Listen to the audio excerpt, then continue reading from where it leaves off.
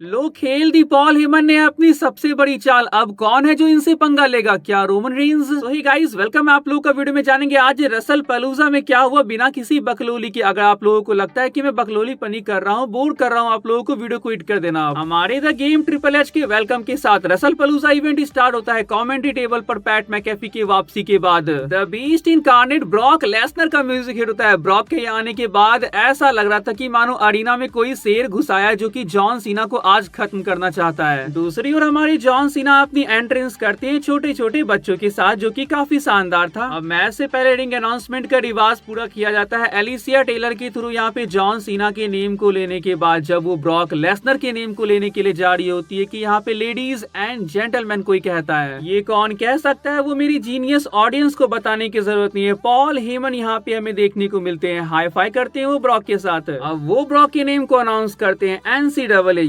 UFC and WWE world heavyweight champion of the world, the last real S kicker Brock Lesnar. तो अब the last real champion versus the last real S kicker का match start होता है। Paul Heyman ने बिल्कुल सही नाम दिया ब्रॉक को, रियल एस किकर। ब्रॉक जो मारना शुरू करते हैं जॉन सीना को, ऑलमोस्ट वो मैच में डोमिनेट करते हैं स्टार्टिंग से लेके एंड तक। अब देखो होता कुछ है कि मैच के लास्ट मोमेंट पे सीना यहाँ पे कम बैक करने की कोशिश करते हैं। वो टैकल पे टैकल लगा रहे होते हैं ब्रॉक लेसनर को। 3 टैकल लगाने के बाद भी ब्रॉक नीचे नहीं गिरते हैं। आपको तो पता है कि हमारे सीना कभी हार नहीं मानते और आपको भी कभी हार नहीं माननी चाहिए। तो यहाँ पे चौथे टैकल पे ब्रॉक लेसनर नीचे गिर जाते हैं। अब John Cena back to back 3 attitude adjustment लगाते हैं ब्रॉक लेसनर को। इसके बाद वो पिन करते हैं और मैच खत्म। अगर आप लोगों को ऐसा लग रहा था तो ऐसा नहीं था, यहाँ पे 2 काउंट पे ही ब्रॉक किक आउट कर देते हैं। सीना फिर हार नहीं मानते हैं, वो अब 5 नकल सफल के लिए जाते हैं, लेकिन सीना यहाँ पे सफल नहीं हो पाते क्योंकि ब्रॉक लेसनर की ओर से उन्हें बैक टू बैक 3 F5 लगता है। ब्रॉक यहाँ चाहते तो वो पिन करके आसानी से जीत सकते थे, लेकिन ब्रॉक लेसनर की ओर से जॉन सीना को चौथा F5 लगता है, 5वां F5 लगता है, 6ठा F5 लगने के बाद ब्रॉक पिन करते और इस मैच को विन करते हैं। मैच जीतने के बाद भी ब्रॉक को देख के ऐसा ही लग रहा था कि वो जॉन सीना को और मारना चाहते हैं, लेकिन अधमरे जॉन सीना को देख के ब्रॉक यहाँ से चले जाते हैं। ब्रॉक रिंग साइड जाते हैं और यहाँ पे रेफरी का बिहेवियर देख के ब्रॉक क्या करते हैं कि वो रिंग में एंटर करते हैं और रेफरी को F5 लगाते हैं। रेफरी यहाँ पे ब्रॉक लेसनर को यहाँ से दूर और चले जाने के लिए कह रहा था। रेफरी डैन निकलर की अकल को ठिकाने लगाने के बाद ब्रॉक यहाँ पे अधमरे जॉन सीना को अपने 8वें F5 के साथ पूरी तरह से मार देते हैं। अपने हीरो जॉन सीना को दर्द में देखकर बच्चे रोने लगते हैं। ब्रॉक लेसनर को फैंस मिडिल फिंगर दिखाने लगते हैं। रसल पलूजा की जगह ब्रॉक पलूजा देखकर ब्रॉक थोड़ा स्माइल करते हैं। इसके बाद ब्रॉक यहाँ से चले जाते हैं। लेकिन क्या लोगन पॉल को अपनी जान प्यारी नहीं है? ब्रॉक लेसनर ने स्मैकडाउन में लोगन पॉल की प्राइम बॉटल को फेंका था, तो यहाँ पे लोगन पॉल कह रहे हैं व्हाट द फक ब्रॉक। अगर हिम्मत है तो लोगन पॉल यही चीज ब्रॉक के फेस पे कहना। अब हमें यहाँ पे क्या देखने को मिलता है कि स्ट्रेचर की जरूरत नहीं पड़ी थी जॉन सीना को इतने F5 लगने के बाद भी। सीना अपने पैर पे खड़े होके यहाँ से जाने लगते हैं। थैंक यू सीना के चैंट लगने लगते हैं, तो जॉन सीना की ओर से भी उनका प्यार फैंस को मिलता है। स्पीयर लगाते हुए जॉन सीना ने the rated R superstar Edge को ट्रिब्यूट दिया था। तो आज हमें एस की ओर से क्या देखने को मिलता है कि AEW में वो यहाँ पे नकल सफल का यूज करते हैं। लिटरली यार ये चीज देख के बहुत अच्छा लगा। लेकिन यहाँ पे जे ऊसो के साथ क्या हो चुका है, इतना ज्यादा खून। तो सबसे पहले तो हमें यहाँ पे अपने ऊसोस भाई की काफी शानदार एंट्रेंस देखने को मिलती है। Love it, what a scene guys. इसके बाद ब्रॉन के साथ पॉल हेमन के आने के बाद ये टैग टीम मैच स्टार्ट होता है। मैच से पहले क्या होता है कि बैक स्टेज ब्रॉन ब्रेकर और जे ऊसो में थोड़ी धक्का मुक्की हो जाती है। तो यहाँ एडम पियर्स क्या करते हैं कि वो LA नाइट को स्पेशल गेस्ट रेफरी कंफर्म कर देते हैं। मैच स्टार्ट होता है और Bronson read and Bron Breakker यहाँ पे टारगेट बनाते हैं जिमी ऊसो को। ब्रॉन ब्रेकर LA नाइट से बड़े मजे ले रहे होते हैं और ये क्या, ये तो अलाउ नहीं है। ब्रॉनसन रीड स्टील चेयर से जिमी ऊसो को मारने के लिए जा रहे होते हैं। LA नाइट कहते हैं कि साले ये अलाउ नहीं है। इस टाइम गैप के बीच जिमी चेयर छीनते हुए अपने हाथ में ले लेते हैं और LA नाइट की ओर देखते हैं। LA नाइट इशारा करते हैं कि मुझे कोई मतलब नहीं है, जो करना है कर लो। जिमी का चेयर शॉट लगता है ब्रॉनसन रीड को। मजा आ गया यार जो LA नाइट ने अभी किया, लेकिन ब्रॉनसन रीड को इससे गुस्सा आ जाता है और वो अटैक कर देते हैं जिमी के ऊपर। अब क्या होता है कि ब्रॉनसन रीड भी स्टील चेयर से जिमी ऊसो को मार देते हैं। LA नाइट की ओर देखते हुए जो उखाड़ना है उखाड़ ले, मुझे जो करना है मैं करूंगा। लंबे टाइम तक जिमी के रिंग में पिटने के बाद अब जे ऊसो रिंग में आते हैं फाइनली, और यहाँ पे वो अपने भाई के लात घूसे का बदला लेना शुरू कर देते हैं। अब मैच अपने आखिरी सीन पे आ चुका था। ब्रॉन ब्रेकर यहाँ पे स्पीयर लगाते हैं जिमी ऊसो को। जे ऊसो यहाँ पे ब्रॉन ब्रेकर को स्पीयर लगाते हैं। जे ऊसो का सुसाइड ड्राइव लगता है ब्रॉनसन रीड को। शायद जे यहाँ पे सुसाइड ड्राइव LA नाइट को लगाना चाहते थे। LA नाइट बहस करना शुरू कर देते हैं जे ऊसो से। पॉल हेमन स्टील चेयर पास करते हैं ब्रॉन ब्रेकर को। जे ऊसो इसे छीनते हुए ब्रॉन ब्रेकर को मारने के लिए जाते हैं, लेकिन ये LA नाइट को लगते लगते बचता है। लेकिन फाइनली जब स्टील चेयर लगता है ब्रॉन ब्रेकर को और शायद यहाँ पे कट लग जाता है जे उसो के सर पे, जिससे कि ब्लीडिंग स्टार्ट हो जाती है। जे का ब्लड इतना निकलने लगता है कि ब्रॉन का पूरा बॉडी यहाँ पे खून खून हो गया था उनके टच में। तो यहाँ पे अब क्या होता है कि ब्रॉन ब्रेकर फटाफट स्पीयर लगाते हैं दोनों उसोस भाई को। सुनामी के बाद ये इस मैच को जीत जाते हैं। अब देखो श्योरली यहाँ पे मैच की एंडिंग चेंज हुई है जे उसो के खून निकलने की वजह से, इसलिए फटाफट ये मैच को फिनिश करते हैं। ओवरऑल जो भी हो मजा आया। अब गाइस हम बात करते हैं अपने मिक्स्ड टैग टीम मैच के बारे में, जो कि Seth Rollins and Becky Lynch versus CM Punk and AJ Lee था। भाई ये सीएम पंक आज भी यहाँ पे लिखवा के आए थे कि वो एजे ली के हस्बैंड है। अब जैसे ये मैच स्टार्ट होता है सेथ रॉलिंस और बेकी लिंच अपना खेल खेलना शुरू कर देते हैं। पहले सेथ रॉलिंस रिंग में होते हैं, सीएम पंक उनके फेस टू फेस होते हैं। अब सेथ रॉलिंस अपनी बीवी को सीएम पंक के सामने भेज देते हैं। अब रूल्स के अकॉर्डिंग एजे ली को रिंग में आना था, लेकिन क्या होता है कि बेकी लिंच को भाई सीएम पंक से ही लड़ना है। वो सीएम पंक को थप्पड़ मारते हुए यहाँ से निकल जाती है। रिंग साइड जाने के बाद ये हस्बैंड वाइफ यहाँ पे रोमांस करना शुरू कर देते हैं। सीएम पंक का सुसाइड ड्राइव लगता है। एजे ली को परेशान करने के लिए सेथ रॉलिंस और बेकी लिंच पूरी तरह से सीएम पंक के ऊपर अपनी हील टैक्टिक्स का यूज कर रहे होते हैं। और कैसा मजा आया जब एजे ली ने इसका बदला लिया। एजे ली क्या करती है कि सेथ रॉलिंस के हेयर को पुल करने लगती है और दूसरी ओर बेकी लिंच का थप्पड़ यहाँ रुकने का नाम नहीं ले रहा था। अब सेथ रॉलिंस अपनी वाइफ बेकी लिंच को उठाते हुए सीएम पंक के ऊपर फेंकने वाले होते हैं, लेकिन सीएम पंक हट जाते हैं और बेकी लिंच का यहाँ पे पापड़ बन जाता है। सेथ रॉलिंस को साइड करने के बाद यहाँ पे सीएम पंक जब एजे ली को टैग देने के लिए जा रहे होते हैं, बेकी लिंच उनके पैर को पकड़ लेते हैं। सीएम पंक फ्लाइंग किस देते हैं और एजे ली को टैग देते हैं। थोड़ी देर बाद सेथ रॉलिंस को होश आने के बाद वो एजे ली की तरफ फुदकने लगते हैं एजे ली के चारों ओर, और जब ये बंदा एजे ली को टच करते हुए नीचे गिरा देता है तो सीएम पंक रिंग में गुस्से में आते हुए सेथ रॉलिंस को स्टॉम्प करते हैं। बेकी लिंच अपने हस्बैंड सेथ रॉलिंस को बचाते हुए सीएम पंक को साफ शूटर में डाल देती है, लेकिन अब सीएम पंक यहाँ पे रुकने वाले नहीं थे। वो बेकी लिंच को साफ शूटर में डालते हैं। अब बेकी लिंच को बचाते हुए सेथ रॉलिंस क्या करते हैं कि वो पेडिग्री लगाते हैं, सीएम पंक को स्टॉम्प करते हैं, और फिर क्या होता है कि एजे ली का स्टॉम्प देखने को मिलता है सेथ रॉलिंस के ऊपर। अब यार बेकी लिंच का मैन हैंडल स्लैम लग जाता है एजे ली को। ये लोग कर क्या रहे होते हैं, एक अच्छा खासा टेबल भी टूट जाता है। इसके बाद ब्लैक विडो, नहीं इसे मार्वल की नताशा रोमनॉफ मत समझना, ये सबमिशन है एजे ली का, जिसमें की टैप आउट कर देती है बेकी लिंच, और इस तरह से सेथ रॉलिंस और बेकी लिंच इस मैच को हार जाती है। सीएम पंक एंड एजे ली की जीत होती है। मैच की खुशी में सीएम पंक का ध्यान भटक जाता है और वो ये कहाँ देखने लगते हैं, ये आशिक आवारा है। लेकिन हमें यहाँ क्या देखने को मिलता है कि एजे ली और बिगी एक साथ देखने को मिलते हैं। अगर आप लोगों ने इनकी हिस्ट्री देखी होगी तो आप इसे रिलेट कर पाओगे। चैंपियनशिप को छूते हुए ड्रू मैकिंटायर वचन देते हैं कि आज कुछ भी हो जाए ये चैंपियनशिप मेरा होगा तो होगा। Cody Rhodes versus Drew McIntyre का मैच स्टार्ट होता है कोडी रोड्स के थप्पड़ के साथ, लेकिन इसके बाद जो ड्रू मैकिंटायर मारना शुरू करते हैं कोडी को, उनके बॉडी के हर पार्ट को वो दर्द देना शुरू कर देते हैं। लेकिन पता नहीं यार ये कोडी रोड्स कौन से चक्की का आटा खाता है, ड्रू मैकिंटायर यही सोच रहे होंगे। बिल्कुल पिक्चर परफेक्ट एकदम निशाने पे ड्रू मैकिंटायर अपना क्लेमोर किक लगाते हैं कोडी रोड्स को, लेकिन ये आयरन मैन यहाँ पे किक आउट कर देते हैं। अब थक हार के ड्रू मैकिंटायर यहाँ पे क्या करते हैं कि वो अनाउंसर टेबल पर कोडी रोड्स को क्लेमोर किक लगाने के लिए जाते हैं, लेकिन वो जैसे किक लगाते हैं कि उनका पैर यहाँ पे डैमेज हो जाता है। रिंग में आने के बाद ड्रू मैकिंटायर वापस से यहाँ पे क्लेमोर किक लगाने के लिए जाते हैं, लेकिन वो बीच में ही गिर जाते हैं। इसके बाद कोडी के लिए चीजें आसान हो जाती है। वो कोडी कटर लगाते हैं, क्रॉस रोड्स लगाते हैं और इसके बाद इस मैच को जीत जाते हैं। अपनी चैंपियनशिप को रिटेन करने के बाद जब कोडी यहाँ पे पोस्ट शो में जाते हैं तो यहाँ क्या होता है कि सेथ रॉलिंस और कोडी रोड्स का फेस ऑफ देखने को मिला है। अब रसल पलूजा के बाद नेक्स्ट क्राउन जूल है। लास्ट ईयर हमने क्राउन जूल में चैंपियन वर्सेस चैंपियन का मैच देखा था, तो इस बार भी यही होने वाला है। लेकिन लास्ट ईयर जो गुंथर वर्सेस कोडी रोड्स का मैच हुआ था उसका स्टोरी लाइन से कोई लेना देना नहीं था, लेकिन इसका होने वाला है। ये चीज गाइज लीड करने वाली है survivor series war games match को। क्यों पॉल हेमन ब्रॉक लेसनर के साथ आना चाहते हैं तो वो इसके लिए है। ब्रॉक लेसनर को यहाँ पे पॉल हेमन तैयार करने वाले हैं सर्वाइवर सीरीज वॉर गेम्स के लिए कि वो विजन को ज्वाइन करे इसके लिए। और आज के हार के बाद ये मत समझना कि ड्रू मैकिंटायर का काम खत्म हो गया। वो चैंपियनशिप जब तक नहीं जीतेंगे तब तक वो शांत नहीं होने वाले हैं, और possibly Drew McIntyre war games के लिए विजन को ज्वाइन करेंगे और अपने फायदे के लिए। तो सेथ रॉलिंस के विजन में कौन कौन होने वाला है इसका आइडिया तो हमें यहाँ से लग रहा है, लेकिन रोमन रेंस की टीम में कौन कौन होने वाला है, कौन उनका साथ देगा ये देखना जरूरी है। वैसे मैच के बाद ड्रू मैकिंटायर का ये रिएक्शन होता है, suffering build character. Drew McIntyre भाई यहाँ फेस सुपरस्टार से हील बन गए, लेकिन उनके साथ कुछ अच्छा नहीं हो रहा है। उनका कहना है कि और मैं कितना अपने कैरेक्टर को बिल्ड करूँ, ये सर्कल चलता जाएगा। लेकिन ट्रिपल एच को यहाँ पे देखना होगा कि ड्रू मैकिंटायर फिलहाल बेस्ट है चैंपियन बनने के लिए। Oh my God, American baddest Undertaker हमें देखने को मिलते हैं अपनी मोटरसाइकिल से आते हुए। यहाँ आने के बाद वो स्टेफनी मैकमैन के सामने खड़े हो जाते हैं और कहते हैं कि हैव अ सीट? क्या मुझे एक जगह मिलेगी बैठने के लिए? और यहाँ पे स्टेफनी मैकमैन के साथ बैठने के बाद अंडरटेकर कहते हैं कि आर यू रेडी? ये तो ट्रिपल एच का डायलॉग हो गया। लेकिन किस बात के लिए रेडी होना है? तो इस बात के लिए कि स्टेफनी मैकमैन को यहाँ पे इंडक्ट किया जाने वाला है class of 2026 hall of fame में। तो 2026 हॉल ऑफ फेम की फर्स्ट इंडक्टी यहाँ पे अनाउंस हो चुकी है, जो कि होने वाली है स्टेफनी मैकमैन। स्टेफनी मैकमैन की तो बात हमने कर ली और अब हम बात करते हैं स्टेफनी वकैर के बारे में। आज उनका मैच होने वाला था इयो स्काई के साथ for the WWE women's world championship. एक अच्छा रेसलिंग मैच अगर आप लोगों को देखना है तो आप लोग ये मैच देख सकते हो। दिस इज ऑसम के चैंट लगा रहे होते हैं क्राउड यहाँ पे। अब ये चीज देखने के बाद ऑसम तो वो कहेंगे। इयो स्काई के फुल एफर्ट के बावजूद स्टेफनी वकैर के स्पाइरल टैप के साथ वो इस मैच को जीत जाती है और इसी के साथ वो बन चुकी है new women's world champion. Match के बाद एक दूसरे के लिए रिस्पेक्ट हमें देखने को मिलता है इनके बीच। स्टेफनी वकैर के आंखों में आंसू होता है, वो अपनी विक्ट्री को सेलिब्रेट करते हैं अपने डैड के साथ। बैक स्टेज जाने के बाद ट्रिपल एच मजे लेते हुए दिखे, मजे नहीं एप्रिसिएट करते हुए दिखे, मजे में कह रहा हूँ। वैसे क्या आप लोगों को मजा आया इस वीडियो को देखने के बाद? अगर मजा आया हो तो चैनल को जो सब्सक्राइब कर लीजिएगा। मिलते हैं नेक्स्ट वीडियो में, तब तक के लिए बाय गाइज।